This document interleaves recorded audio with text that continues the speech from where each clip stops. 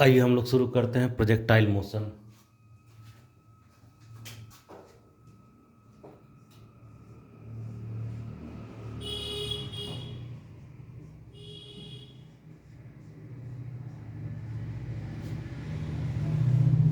Projectile motion होता क्या है, ठीक है ना।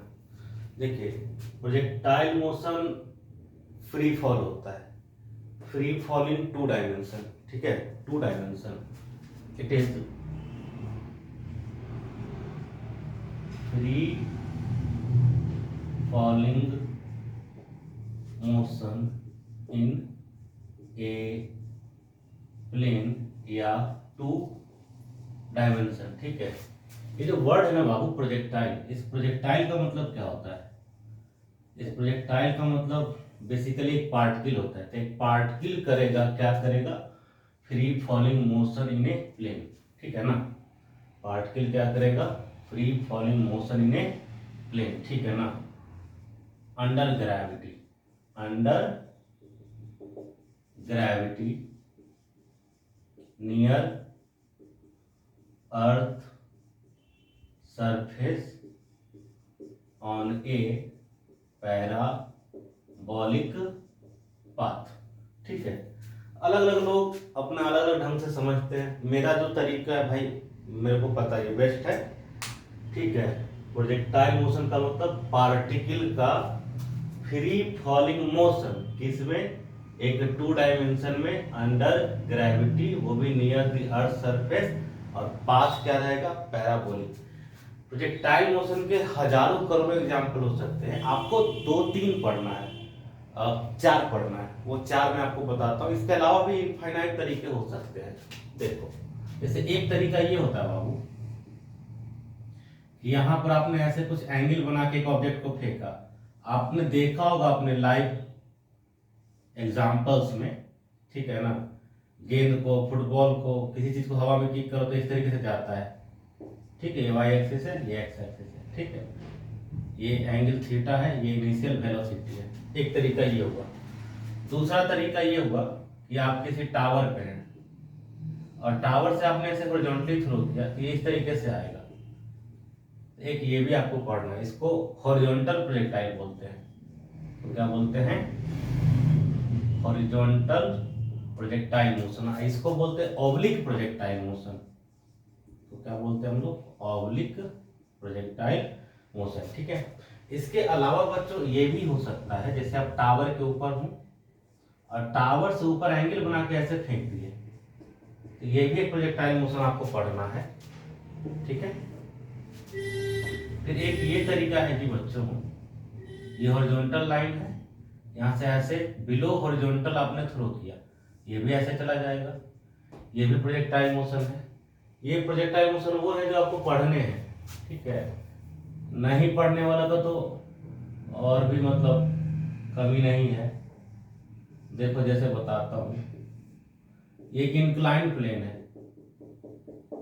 इस पे भी प्रोजेक्टाइल मोशन होता है। ऊपर थ्रो कर दो आप किसी एंगल पे, ये भी प्रोजेक्टाइल मोशन होता है, ठीक है। इवन ऐसा भी हो सकता है, ये 2 अलग अलग इंक्लाइन प्लेन है, इसमें कहीं से ऐसे थ्रो कर दिए और ये यहाँ पे गया, प्रोजेक्टाइल मोशन ये भी है। तो ऐसे अनगिनत प्रोजेक्टाइल मोशन हो सकते हैं। आपको पढ़ना है एक तो ये, दूसरा ये, तीसरा ये, चौथा ये, ठीक है ना। ये वाला जो है ये जेई में पढ़ना है, नीट और बोर्ड में नहीं पढ़ना है। अभी जो मेरा लेक्चर है जेई में भी जेई एडवांस समझ लो, ठीक है ना। तो एडवांस का भी हम नहीं कवर कर रहे हैं, ठीक है। बाकी सब हो जाएगा कवर, ठीक है। तो हम लोग इस चीज़ को देखेंगे सबको, उसका मैं अलग से फिर वीडियो बनाऊंगा जेई एडवांस के लिए, इसको नोट कीजिए। अब मैं आपको पढ़ाता हूँ ऑब्लिक प्रोजेक्टाइल मोशन।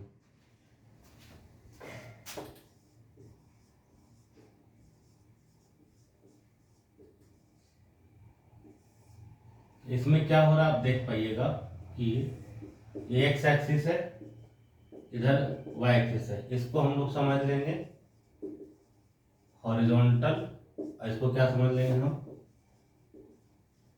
वर्टिकल, ठीक है। तो आपने कुछ वेलोसिटी दिया, ये ऐसे आया और ऐसे गिर गया। ये होने के पीछे वजह क्या है? ये पार्टिकल जहां जहां से भी पास कर रहा है, बात को समझिएगा, जैसे जैसे आगे चल रहा है, हर वक्त इस पे आप समझिए नीचे की ओर क्या लग रहा है? mg लग रहा है, ठीक है। आप ऊपर y माने हैं, नीचे ही लग रहा है, तो एक्सेलरेशन इन y हो गया -g, क्योंकि नीचे लग रहा है। और x के डायरेक्शन में कोई फोर्स ही नहीं है, तो x के डायरेक्शन में एक्सेलरेशन कितना लेंगे आप? 0 लीजिएगा, ठीक है। यहाँ पर हम लोग कहीं पर भी जो है एयर फ्रिक्शन का नाम नहीं ले रहे हैं, एयर फ्रिक्शन नहीं लेना है, ठीक। अब ये इसका वेलोसिटी है, ये एंगल थीटा है, तो इस तरफ का एक कंपोनेंट होगा, इसको हम क्या कहेंगे? हॉरिजॉन्टल कंपोनेंट ऑफ वेलोसिटी, ठीक है। ux कहिएगा, ये ux क्या हो जाएगा? u cos थीटा हो जाएगा। और इस तरफ भी एक कंपोनेंट होगा वेलोसिटी का, इसको हम क्या कहेंगे? uy, और ये क्या हो जाएगा? u sin थीटा हो जाएगा, ठीक है। तो आप इसको लिखिएगा कैसे?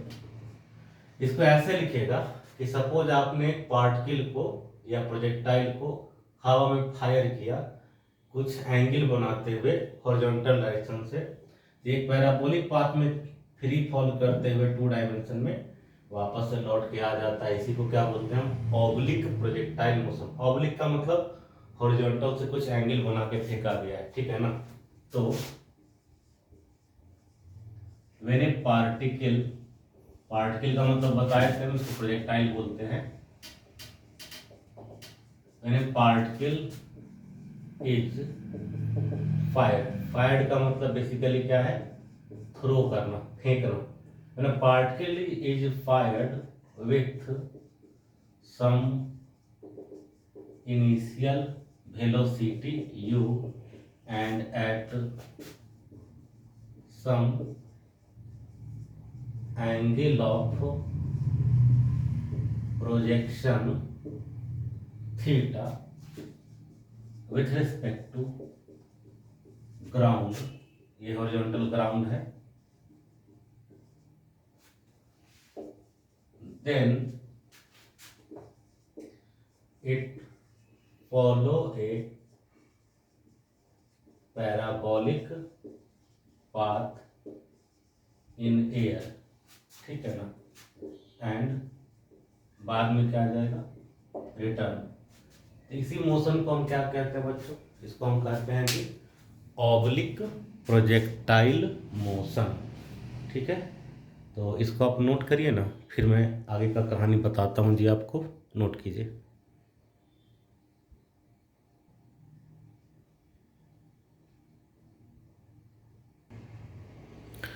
चलिए आगे करते हैं। तो ऑब्लिक प्रोजेक्टाइल मोशन जो है, ये है क्या? बेसिकली ये 2D मोशन है। ये इसी को हम लोग क्या कहते हैं? मोशन इन ए प्लेन कहते हैं।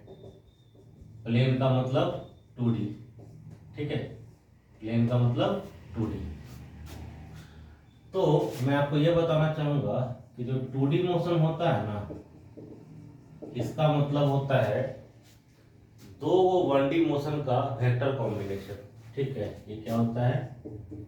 It is vector combination of 2 1 dimensional motions. जैसे ये जो प्रोजेक्टाइल मोशन है ना, जिसको हम 2D मोशन कहते हैं, ये बेसिकली 2 1D मोशन का कॉम्बिनेशन है। देखो कैसे? मान लो एक पार्टिकल ऊपर जा रहा है, ठीक। ऊपर जाते जाते कहीं पर रुकता है ना, फिर क्या करता है? नीचे आता है। तो ये क्या है? 1D मोशन है। किस में? y एक्सिस में, ठीक। दूसरा ये देखो, एक पार्टिकल आगे की तरफ ट्रैवल कर रहा है, ठीक है। अब इन दोनों को अगर हम कंबाइन कर दें, इन दोनों को अगर हम क्या कर देते हैं? कंबाइन कर देते हैं। ये चीज क्या है? ये भी एक 1D मोशन है। किसमें?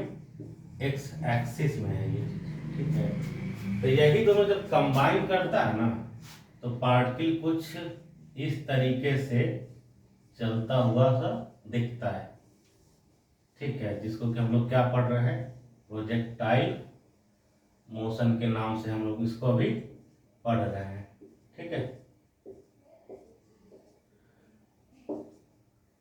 तो ये जो आपका 2D या फिर जो आपका ऑब्लिक प्रोजेक्टाइल मोशन है वो बेसिकली है क्या, एक वन डायमेंशन एक्स में मोशन हो रहा है, एक वन डायमेंशनल मोशन वाई में हो रहा है, इन दोनों का ये कॉम्बिनेशन है, जिसमें कि एक्स वाले मोशन में अभी बताए थे कि कोई एक्सेलरेशन नहीं रह रहा है, अब वाई वाले में रह रहा है एक्सेलरेशन कितना, -g, यानी कि नीचे की तरफ, ठीक है। अब क्योंकि इधर कोई एक्सेलरेशन नहीं है तो इस तरफ का जो वेलोसिटी है u cos थीटा वो हमेशा क्या रहता है, सेम, कभी बदलता ही नहीं है, लेकिन इसका वेलोसिटी बार बार बदलते रहेगा क्योंकि इसमें क्या है, g है ना। तो इसको आप क्या बोलेंगे कि x में जो मोशन हो रहा है वो कैसा मोशन हो रहा है, x में जो मोशन हो रहा है वो यूनिफॉर्म मोशन हो रहा है, और y में जो मोशन हो रहा है ना इसको क्या बोलते हैं, यूनिफॉर्मली एक्सेलरेटेड मोशन बोलते हैं। ये क्या है, यूनिफॉर्मली एक्सेलरेटेड मोशन, मतलब ये है मोशन विथ कांस्टेंट एक्सेलरेशन। ये क्या है, motion with constant acceleration y में, इसी दोनों का कॉम्बिनेशन है क्या, ये चीज। तो इसको जब स्टडी करना है तो आप इसको ब्रेक कर लीजिए एक्स और वाई में और आराम से इसको स्टडी कर सकते हैं, ठीक है ना।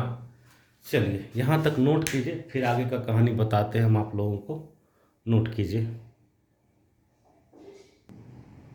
देखिए बच्चों आगे, तो जैसा कि अभी हमने देखा ना कि 2D मोशन को आप 2 1D मोशंस में कन्वर्ट कर सकते हैं, तो इक्वेशंस कैसे लगाना है उसको देखिए। अगर आप बात करते हैं y एक्सिस का और यदि आप बात किसका करते हैं x एक्सिस का, तो x एक्सिस में मैंने बता दिया कि एक्सेलरेशन भैया नहीं है। अब आप फर्स्ट इक्वेशन लगाओ तो v बराबर u प्लस ए टी, तो यहाँ करना है ऐसे v x u x a x, x है कितना, 0 है, तो वी एक्स बराबर कितना आ गया, यू एक्स आ गया, यू एक्स था कितना, u cos थीटा था, बता चुके हैं अभी, ठीक है, ये कभी बदलेगा नहीं। तो ये एक इक्वेशन आप इस्तेमाल कर लेना एक्स एक्सिस में। दूसरा s बराबर आप क्या पढ़ते हो, ut plus half A T square, इसको आप लिखो x, इसको भी लिखो ux, इसको लिखो ax। तो ux है क्या आपका, ये है u cos theta into T, ये तो होगा नहीं, तो ये आप इस्तेमाल करोगे किसमें, x एक्सिस में, ठीक है। y में आ जाओ, y में आपका एक्सेलरेशन क्या है जी, -g है, फर्स्ट इक्वेशन लगा दो, तो आप लिखोगे vy बराबर uy plus ay into T, तो vy इक्वल टू आ जाएगा आपके पास u sine theta minus g T, ये आप इस्तेमाल करोगे इक्वेशन। दूसरा इसको देख लो इसकी तरह से, y बराबर u y into t plus half into a y t square, ठीक, तो y इक्वल टू होगा u sine theta minus half g t square. ये आप दूसरा इक्वेशन इस्तेमाल करोगे। ऐसा क्यों कर रहे हैं, क्योंकि ये चीज है क्या, कांस्टेंट है ना, इसलिए। Third equation v y square बराबर u y square plus 2 into acceleration in y into ये चीज क्या है, डिस्प्लेसमेंट या पोजीशन इन y एक्सिस, इसको हम लोग हाइट भी लिखते हैं, ठीक है ना, इसको हम हाइट भी लिख देते हैं, ठीक है।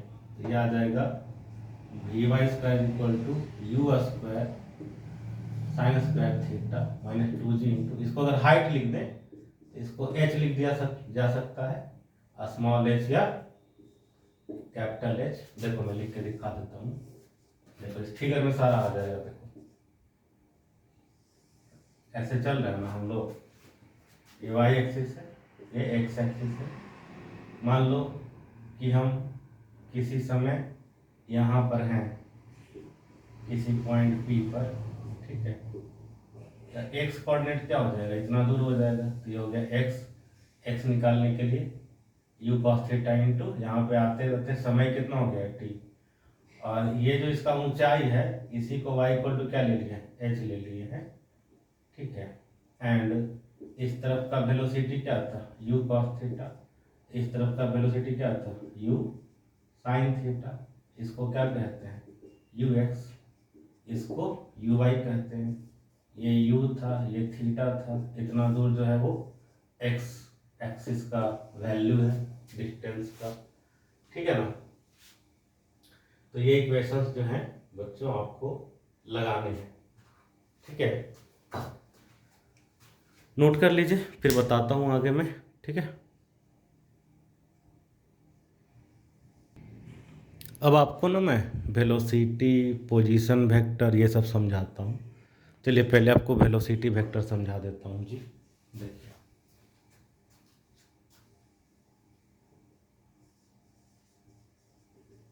वेलोसिटी इन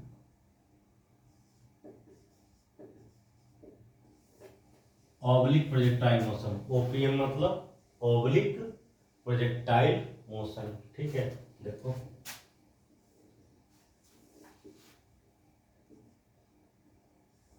आपने प्रोजेक्टाइल को फेंका, ऐसे जाएगा ये, ठीक है। तो जिस समय आपने फेंका उस समय तो ये वेलोसिटी है ना, ऐसी अलग अलग मोमेंट पे अलग अलग क्या होगा बच्चों, वेलोसिटी होगा, टेंजेंशियल होगा। कैसा होगा, टेंजेंशियल, ठीक है ना। आप किसी एक मोमेंट पर चेक करेंगे, आपको क्या करना है, किसी एक मोमेंट पर चेक करना है, ठीक है। तो मैं एक और डायग्राम बना के आपको दिखा देता हूँ, ठीक है ना।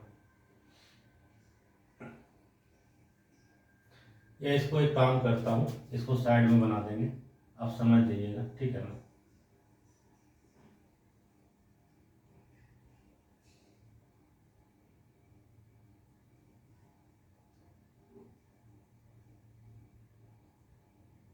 मान लीजिए कि अगर इस पॉइंट पे हमको वेलोसिटी चेक करना है, ठीक है, इसका दो गो कंपोनेंट होगा, एक क्या होगा y में और एक होगा x में।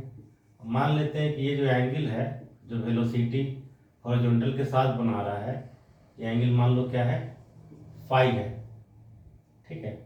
तो वी एक्स इक्वल टू कितना आ जाएगा, v cos फाई, और वी वाई इक्वल टू क्या आ जा सकता है, v sin फाई, ठीक है ना। हमें पता करना है कि ये क्या हो सकता है, इसको हम लिख सकते हैं v x i cap plus v y j cap, ठीक है। जस्ट अभी अभी आप देख सकते हैं लास्ट पेज में हम ये पढ़ाए थे कि वी एक्स इक्वल टू हमेशा क्या होता है, you x, that is you cos theta रहता है, ठीक है। और वी वाई इक्वल टू देखिए आपको पढ़ाए हैं हम you sign theta minus g T, ठीक है। इन दोनों को यहाँ पे रख देते हैं ना, अपना काम हो जाएगा, ठीक है। तो बच्चों v वेक्टर इक्वल टू आ जाएगा जी यहाँ से u cos theta i cap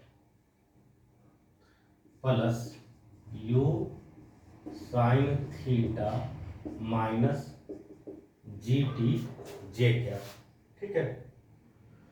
ये आ गया आपका velocity at any instant of time, ठीक है। अगर आपको इसका मैग्नीट्यूड चाहिए तो आपको पता है ना क्या करना है, root under x square plus y square.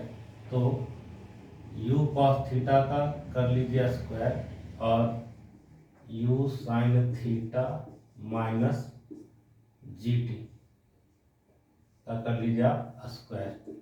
अब आप इसको सॉल्व कर लीजिए, आपको पता होगा ये चीज, sign square theta plus cos square theta कितना होता है, 1 होता है ना। तो यहाँ से आप देख लीजिए, एक आएगा you square sine square theta और यह है you square cos square theta.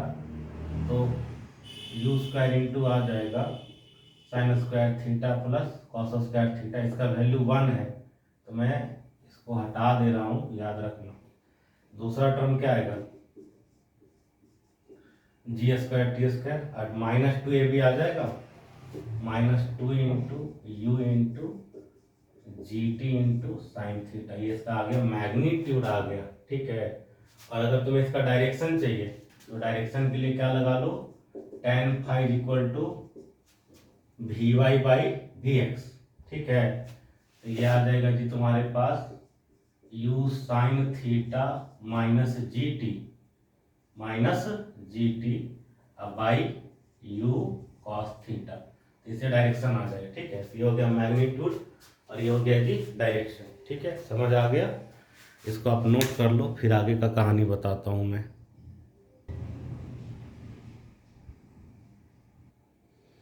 चलो आगे बढ़ते हैं। देखो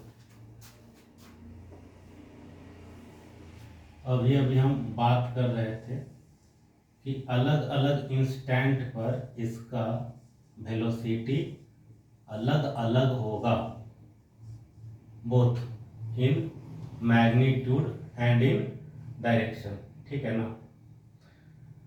तो एक चीज यहाँ पे ध्यान देना, जैसे जैसे कोई चीज ऊपर जाती है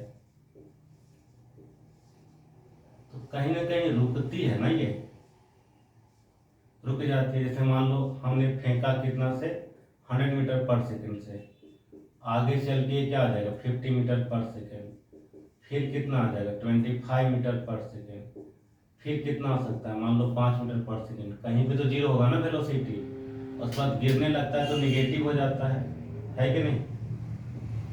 इस तरीके से वेलोसिटी चेंज होता है। तो सेम चीज इसमें भी तो होगा ना, जैसे जैसे ऊपर जाएगा, ठीक है, तो ऊपर जाते हुए केस में क्या होता है, इसका वर्टिकल डायरेक्शन का वेलोसिटी घटता है, ठीक है, और एक मोमेंट पे क्या होगा जीरो होगा, और फिर उसके बाद निगेटिव भी हो जाता है। तो देखो ये जो इसका मैक्सिमम हाइट होगा ना, ये भी मैक्सिमम हाइट के पास होता है ना, ये कब होता है, at maximum height velocity zero हो जाता है। तो इसका जो वर्टिकल वेलोसिटी है वो जीरो हो जाएगा कहाँ पर, एच मैक्स पे। और हॉरिजॉन्टल वेलोसिटी वो तो रहता ही है, वो कभी बदलता भी नहीं है ना, है कि नहीं। इस पूरे पाथ में जब तक ये चलते रहेगा, ठीक है, जब तक ये चलते रहेगा, इसका एक वेलोसिटी है जो कभी बदलता ही नहीं है, वो कौन है, वो है u cos थीटा। वो लगातार क्या बना हुआ रहता है, u cos थीटा ही बना रहता है लगातार, वो कभी बदलता ही नहीं है u cos थीटा। जबकि इसका जो वर्टिकल वेलोसिटी है ना, वो लगातार डिक्रीज करते जाता है। देखो यहाँ पे देखो, ये इसका वर्टिकल वेलोसिटी है इतना बड़ा, फिर छोटा हुआ, फिर छोटा हुआ, फिर जीरो हो गया, और अब इसका डायरेक्शन क्या हो जाएगा, इस तरफ हो जाएगा, है ना, अपोजिट डायरेक्शन में, नेगेटिव साइड में चला जाएगा, ठीक है। ये ध्यान रखना, हॉरिजॉन्टल कंपोनेंट कभी नहीं बदलता, वर्टिकल कंपोनेंट ऊपर जाते वक्त क्या होगा, घटेगा, और नीचे जाते वक्त भी क्या होगा, घटेगा, लगातार घटते चल जाता है। ये मैं कितनी बार बता चुका हूँ, फिर से बता दे रहा हूँ कि Vx हमेशा क्या रहता है, u cos थीटा के बराबर, दैट इज क्या रहता है, कांस्टेंट रहता है। क्यों रहता है, क्योंकि भाई x में एक्सेलरेशन कितना है, जीरो, लेकिन y में एक्सेलरेशन क्या है, माइनस जी, रिटार्डेशन, इसलिए वेलोसिटी इन y क्या करेगा, ऑलवेज डिक्रीज करते चल जाता है, ऑलवेज डिक्रीज करते चल जाता है। पहले वो क्या था, पॉजिटिव, फिर क्या किया, डिक्रीज, फिर क्या हो गया, जीरो, फिर क्या हो गया, निगेटिव, और उसके बाद भी क्या करते चल जाएगा, डिक्रीज। जैसे ये कर रहा है ना, मोर एंड मोर निगेटिव, वही काम इसका वर्टिकल कंपोनेंट भी करते जाएगा, ठीक है। तो ये इंपॉर्टेंट याद रखना, ठीक है। मैक्सिमम हाइट पे वर्टिकल वेलोसिटी क्या रहता है, जीरो, इसीलिए तो रिटर्न आता है, नहीं तो नहीं आता ना रिटर्न, ठीक है। एक चीज और ध्यान रखना, जिस समय फायर किए हैं ना हम, तो उसमें हॉरिजॉन्टल वेलोसिटी क्या है, u cos थीटा, और वर्टिकल वेलोसिटी क्या है, u sin थीटा। जिस समय यहाँ पे टपक जाएगा, ड्रॉप करेगा, ठीक है, उस समय नीचे वाला वेलोसिटी को तुम uy बराबर क्या लिखोगे, माइनस u sin थीटा लिख देना, यही चीज़ है लेकिन निगेटिव। जैसे यहाँ प्लस हो तो यहाँ माइनस होगा ना, वैसे यहाँ यू साइन थीटा तो यहाँ क्या हो जाएगा माइनस यू साइन थीटा। ठीक है, और इसको जो हम थ्रो करते हैं कितना स्पीड से थ्रो करते हैं यू, तो जिस समय ये ड्रॉप करेगा यहाँ पे उस समय भी इसका स्पीड क्या रहेगा यू, और जिस समय थ्रो करते हैं हम उस समय एंगल क्या रहता है यहाँ पे थीटा। तो यहाँ भी ये जो एंगल बनेगा ना ये क्या बनेगा थीटा ही बनता है।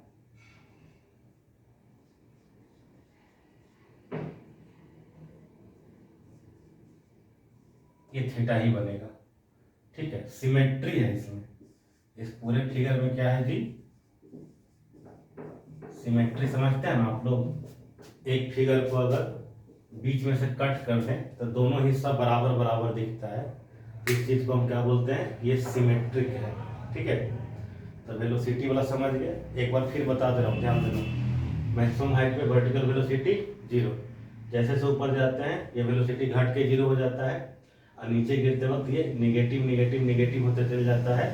जिस समय फेंके उस समय horizontal velocity you cos theta, अंत में भी क्या यू कॉस थीटा। अब जबकि वर्टिकल वाला क्या है शुरू में यू साइन थीटा और गिरते वक्त माइनस यू साइन थीटा। ठीक है, चलो नोट कर लो। अभी जो हम लोग वेलोसिटी कर रहे थे वो इंस्टेंटेनियस वेलोसिटी था। अब हम तुम्हें एवरेज वेलोसिटी भी बता देते हैं। देखो, अगर हमें चाहिए वेलोसिटी एवरेज तो ये होता है delta R by delta T.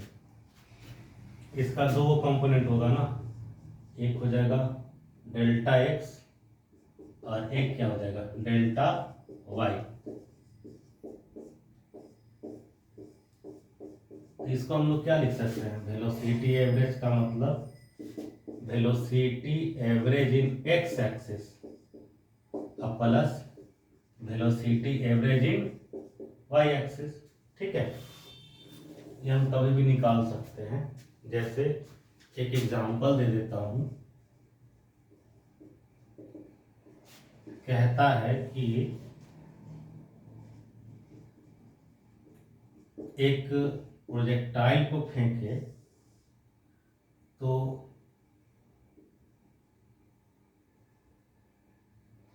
किसी समय T1 पे यहाँ था और किसी समय T2 पे यहाँ पे था। इस तरीके से था कि इन दोनों पॉइंट का ऊंचाई बराबर है, इन दोनों पॉइंट का ऊंचाई बराबर है, तो वेलोसिटी एवरेज कितना होगा। तो आप हमको बताइए अगर दोनों पॉइंट का ऊंचाई बराबर है तो डेल्टा वाई कितना आ जाएगा भाई 0 नहीं आ जाएगा, क्योंकि दोनों का ऊंचाई बराबर है। डेल्टा वाई होता क्या है y2 माइनस y1 यानी h माइनस एच, यानी कि कितना 0। इससे क्या पता चला, इससे ये पता चला कि एवरेज वेलोसिटी y में नहीं होगा 0 हो जाएगा। ठीक है, यानी कि वेलोसिटी एवरेज जो है वो किसके बराबर हो जाएगा वेलोसिटी एवरेज इन x के बराबर हो जाएगा, क्योंकि दूसरा वाला कंपोनेंट क्या आ जाएगा ना 0, क्योंकि डेल्टा वाई है ही नहीं। ठीक है, अब हम ये बता देते हैं आपको मैग्नीट्यूड में। तो वेलोसिटी एवरेज है delta x by delta T. Delta x क्या हो जाएगा x2 माइनस x1 अब बाई t2 माइनस t1, है ना। आपने पढ़ा है ना अभी अभी कुछ देर पहले बताए थे। मान लो ये दूरी कितनी है x1 और ये दूरी कितनी है x2।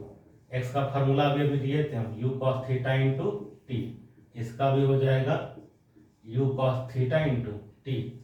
हम दोनों को डिफरेंस कीजिए तो u cos थीटा आ जाएगा कॉमन, तो u cos थीटा इंटू कितना आ जाएगा t2 माइनस t1 अब बाई t2 माइनस t1 गया कट, यानी कि वेलोसिटी एवरेज कितना आ गया u cos theta.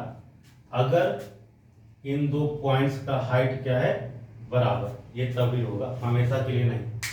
General formula ये है x में निकालिए अलग से वेलोसिटी, y में अलग से निकालिए और दोनों को ऐड कर दीजिए, तो इससे वेलोसिटी एवरेज आपको कभी भी आ जाएगा। मैग्नीट्यूड और डायरेक्शन निकालना आप तो जानते हैं, कितने बार बता चुका हूँ, रूट अंडर x कंपोनेंट का स्क्वायर प्लस y कंपोनेंट का स्क्वायर, है ना। और डायरेक्शन के लिए याद होगा y component by x component. ठीक है, नोट कर लीजिए जी बच्चों।